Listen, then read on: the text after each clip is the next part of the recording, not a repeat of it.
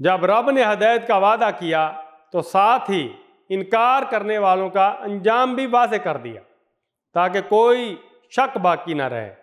رب کا حکم سنو، اور جو اس کو قبول کرنے سے انکار کریں گے اور ہماری آیات کو جھٹلائیں گے وہ آگ میں جانے والے لوگ ہیں جہاں وہ ہمیشہ رہیں گے۔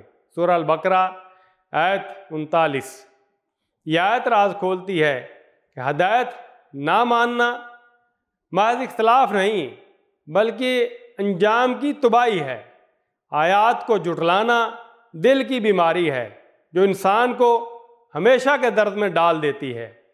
یہ آیت جھنجھوڑتی ہے کہ اس کا انکار صرف دنیا کا نقصان نہیں بلکہ آخرت کا عذاب ہے۔ تب بندہ لرز کر سوچتا ہے کہیں میں بھی کسی حکم کا انکار تو نہیں کر رہا۔ پھر وہ کانپتے دل سے عرض کرتا ہے، اے اللہ ہمیں اپنے کلام کی سچائی پر یقین عطا فرما اور ہماری زبان، عمل اور دل تینوں کو اپنے راستے پر جما دے۔ آمین۔